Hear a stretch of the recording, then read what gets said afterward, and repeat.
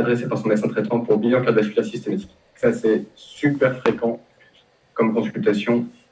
Probablement que l'intelligence artificielle, d'ailleurs, va transformer ce recrutement-là, et c'est tant mieux. Il est traité par une association IEC plus diurétique thiazidique. Alors, pourquoi il est traité par IEC plus diurétique thiazidique? C'est quoi le plus probable pour qu'il ait ces... Ouais. Donc là, quand on voit ça, c'est fréquent ce que vous faites en live là, c'est des hyper fréquents en consultation ou quand vous serez aux urgences, quand vous passerez aux urgences, vous avez des infos qui arrivent mais ça colle pas avec le dossier parce que soit il n'y a pas de courrier, soit le patient a oublié son courrier, soit il y a le courrier mais c'est pas précisé. Voilà, c'est l'ultra quotidien. Donc tabagisme 30 paquets. Là on est déjà sur du bon tabagisme. C'est comme s'il avait fumé un paquet par jour pendant 30 ans. Bon, il se trouve que c'est pas le cas parce qu'il a 35 ans. Donc s'il a dû fumer plus qu'un paquet par jour, j'en prends 15 ans. IMC 35. Là, on est sur le IMC aussi. Décès du père par infarctus du myocarde. Merde, au même âge. Ok. Merde. Stress important au travail. SOS appareillé. Il décrit céphalée brutale et acouphène diurne. Bon, là, c'est un bon poisson. Il ne faut pas le rater, celui-là. Il faut refaire la façade. Là. Alors, et c'est là où il faut vraiment être systématique, parce que sinon, vous allez oublier un truc chez lui. Chez lui, il faut rien oublier. 35 ans, avec autant de warning, il va falloir rien oublier. Alors, quelle question importante allez-vous lui poser? Je ne vais pas vous laisser trop galérer là-dessus, parce qu'on avance un petit peu, mais déjà, s'assurer qu'il n'y a pas d'atteinte d'athéromateux des 4 sites principaux qu'on a cités tout à l'heure. Donc déjà, l'interrogatoire, aller chercher s'il y a une atteinte de ces 4 sites principaux. Après, il y a un truc qui nous a fait tilt quand il nous a raconté, c'est qu'il nous a parlé de ces céphalées, et on a vu qu'il a un antihypertenseur, en plus en association. Donc sa tension, déjà de base, elle devait être un petit peu cognée déjà. Il nous parle de céphalées à acouphène très suspect. Suspect de quoi? De quoi? Oui. Le sténose carotidienne, alors, les céphalées acouphènes, c'est pas la symptomatologie préférentielle des sténoses carotidiennes. Mais là, chez lui, céphalée acouphène, ça fait penser à rien, non? Ouais. Ouais, poussée, t'as dit quoi? Intracrânienne? Non. Poussée hypertensive, tout simple. Et il se trouve que quand tu l'as quelque part, tu l'as partout, et effectivement, notamment dans le cerveau.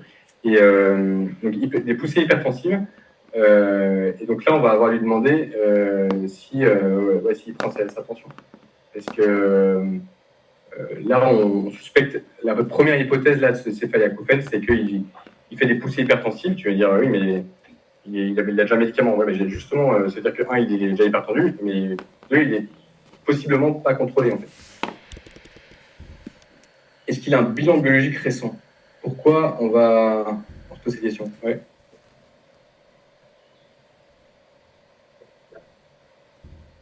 Oui.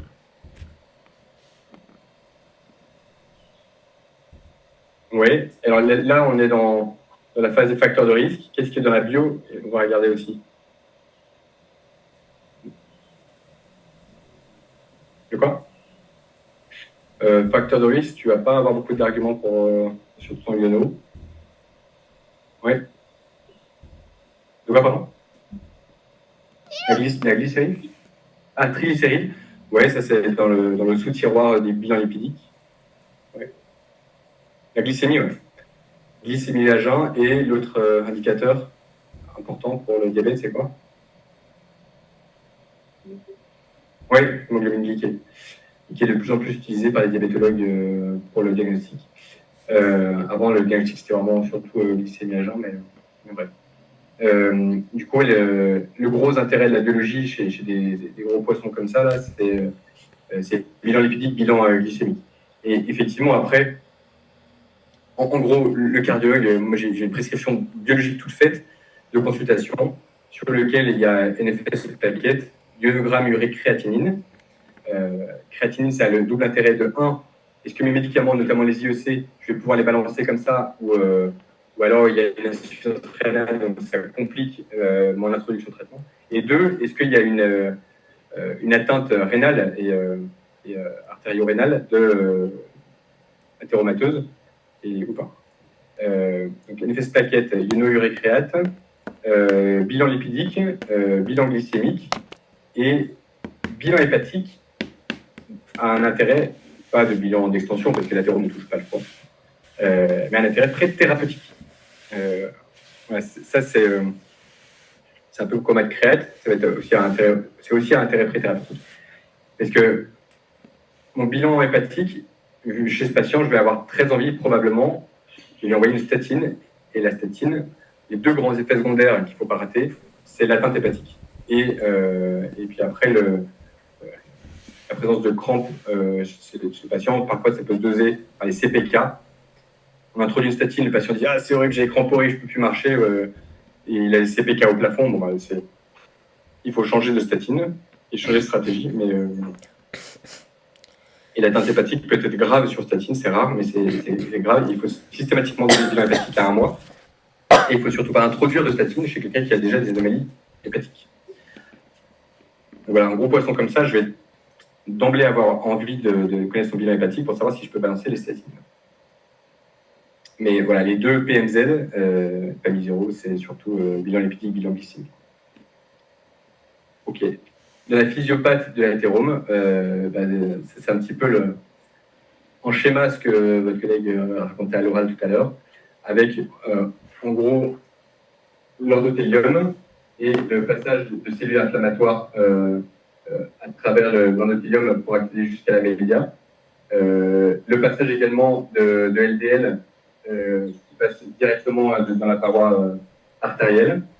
Tout ça, ça glutine et recrute des cellules musculaires lisses pour faire une association de malfaiteurs qui t'agglutinent pour faire ce magma horrible qui devient donc l'athérome qui ensuite va se calcifier secondairement et donner des images que je vous passe un peu rapidement là-dessus parce que c'est pas la peine de faire autant de théories en cours que vous regarderez dans le collège. Oui, ça c'est important. Il ne faut pas surdiagnostiquer les patients, il ne faut pas les surtraiter parce que faut faire gaffe aussi.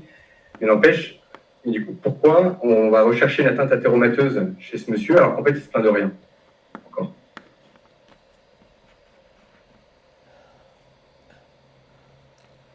Oui. Parce que tu peux avoir en fait des atteintes infracliniques. Tu peux avoir des atteintes infracliniques. Et parce que, comme je vous montrais tout à l'heure avec le score, parce que la présence d'une atteinte déjà, d'emblée, va le faire changer de statut. Donc, au lieu qu'il change de statut en tapant son infarctus, comme ce que je vous racontais à midi, là, le matin, il était à risque modéré, et l'après-midi, il est à très haut risque parce qu'en fait, il a tapé l'infarctus. Si on peut comprendre son statut, parce qu'en fait, le matin, il était déjà à très haut risque, c'est juste qu'on ne l'a pas compris, on ne l'avait pas détecté. Et si on peut le détecter, ce patient-là, avant qu'il tape infarctus, eh ben, c'est beaucoup mieux. C'est beaucoup moins risqué pour le monsieur. Et il mourra moins et il aura moins de séquelles sur le cœur. Et du coup, comprendre, en fait, 6 mois avant, qu'il était déjà au risque parce qu'on a déjà détecté une sténose carotidienne ou une atteinte où on fait son scanner coronaire et on voit qu'il est giga calcifié comme ça, ben là, il change de statut avant qu'il ait fait l'événement. Et ça, c'est très intéressant parce que du coup, il va changer d'objectif LDL. Et du coup, moi, je vais changer complètement ma prescription. Je vais être très agressif sur les statines, possiblement. Ou ne pas mettre de statine. Donc, ça change vraiment mon attitude. Donc, il se trouve que chez ce monsieur, on lui fait un TSA et il y a une plaque carotidienne à 50%. Qu'est-ce que ça change? Ok, ça ne change pas la revascularisation à ce stade, mais par contre, on va surveiller assez régulièrement. Au début, genre à 6 mois, 1 an, pour voir si ça évolue vite, cette plaque, ou si c'est stable, et puis après, on pourra espacer si jamais c'est stable. Et puis, ce que ça change, c'est que ça change aussi notre agressivité dans le bilan d'extension. Parce que qui a une plaque à 50% sur une carotide à 35 ans a très probablement, statistiquement, d'autres atteintes ailleurs, notamment coronaires. Donc c'est 40 à 50% de risque de coronaropathie chez les patients qui ont une plaque carotidienne comme ça. Donc ça va me faire poser la question, ok, je vais être plus agressif que prévu sur ma recherche de coronaropathie. Et puis ce que ça change, il change de statut. Donc lui, grâce à votre consultation, on a compris son statut de très haut risque avant qu'il tape l'événement, avant qu'il tape l'AVC à 36 ans. Donc malgré l'absence de symptômes, une surveillance et une prévention active sont cruciales dans la prévention. La prévention, donc chez lui, les règles, on tire le tiroir règles hygiéno-diététiques et on va également en médicamenteux. Vu qu'il y a sa sténose carotidienne qui est quand même assez costaud, 50%, et il a le droit à de l'aspirine et il a également des statines. Là, on est en fait en prévention secondaire. En fait. On n'est même pas en primaire, on est carrément en prévention secondaire. C'est-à-dire que c'est comme s'il y a déjà eu de l'atteinte, quoi. Et là, l'atteinte, c'est une plaque à 50% carotidienne.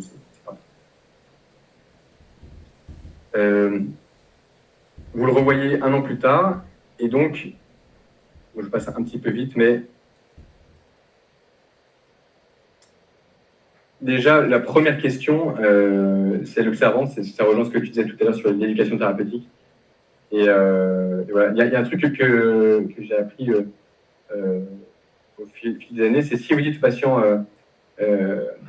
ça va, vous les prenez bien, rassurez-moi, vous les prenez bien, vos médicaments.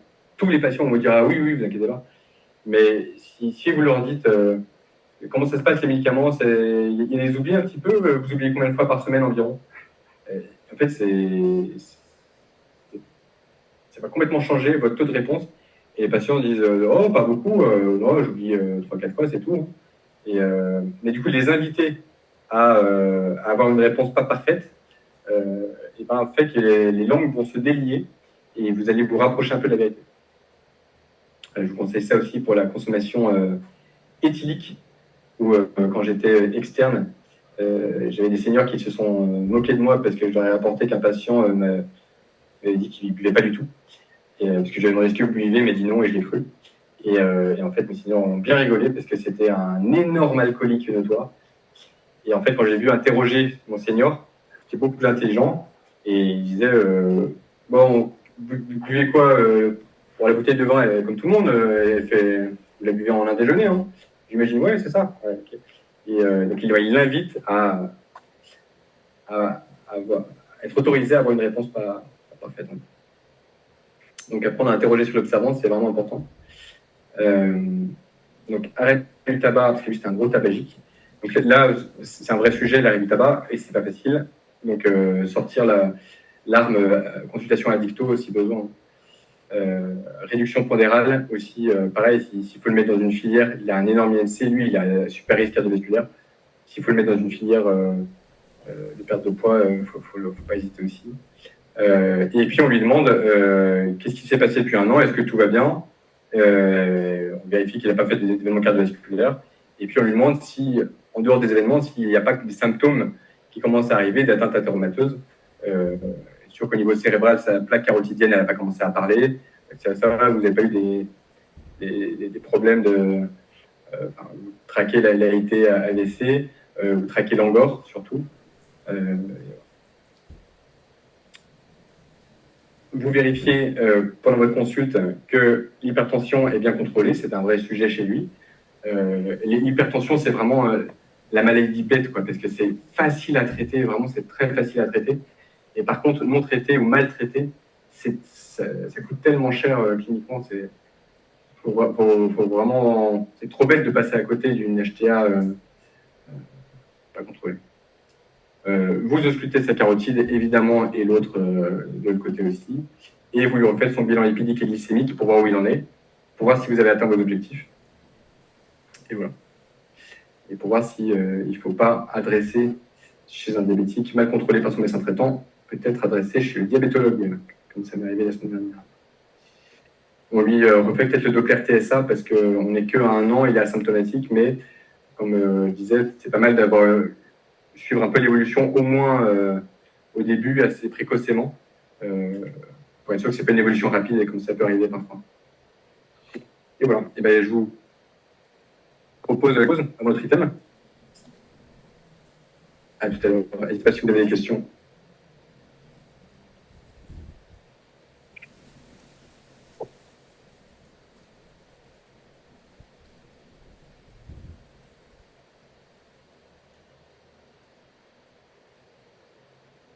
On reprend à 25. À 25, on réattaque.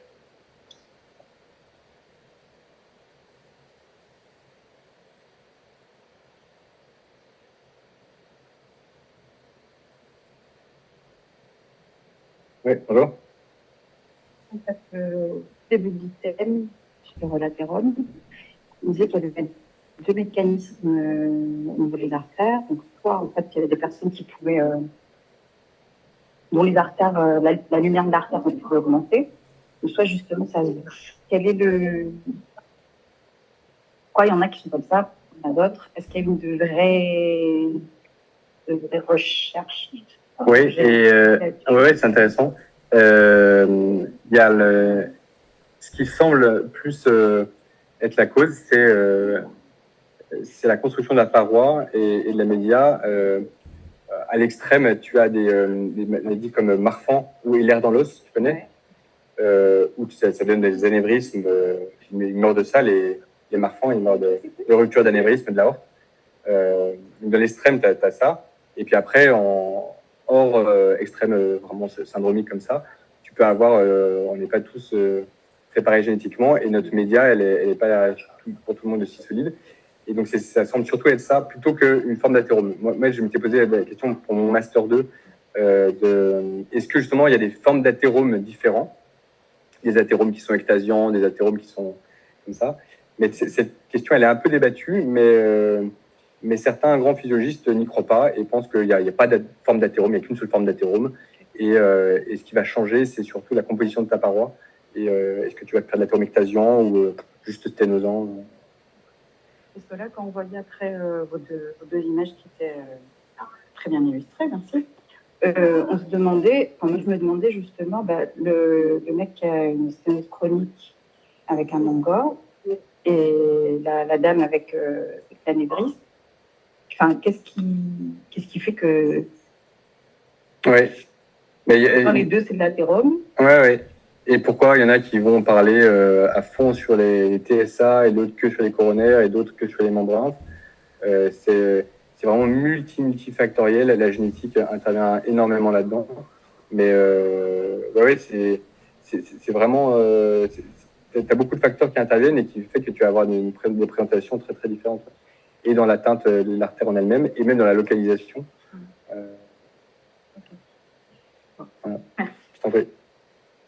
Ouais, bonjour. Je voulais vous demander, dans le collège, il y a marqué que les aspirines, enfin l'aspirine, oui, c'est ça, les aspirines anti-agrégants plaquettaires sont utilisées systématiquement, et vous avez dit non. Et je voulais savoir aussi, Alors, pourquoi j'ai dit non? Parce qu'il y avait des risques d'hémorragie. Alors, c'était dans les AVC, dans la suspicion initiale de l'AVC. Parce que si tu ne sais pas si c'est un AVC hémorragique ou ischémique, mais dès que ton imagerie te dit c'est bon, il n'y a pas d'hémorragie, donc c'est ischémique. Et donc, il faut balancer l'aspirine quoi qu'il arrive. Mais dans le cas de juste d'athérome, on envoie de l'aspirine systématiquement. Si c'est... alors, la réponse est oui, sauf si c'est pas encore justifié, utile, si c'est excessif. Par exemple, je fais une choro pour un bilan de douleur thoracique un peu foireux. En fait, la choro dit qu'il n'y a pas de sténose coronaire, mais par contre, je vois qu'il y a une petite plaque, tu vois, à 20%. Est-ce que ça justifie que je mette l'aspirine? C'est une question pas facile et on se pose... parfois, s'il y a juste une seule plaque de 20%, la réponse est simple. Non, je ne vais pas mettre d'aspirine, parce que le surrisque hémorragique que tu vas imposer à ce patient en lui mettant d'aspirine, qui n'est pas nul, n'est pas justifié par le bénéfice sur cette plaque dont on se fout.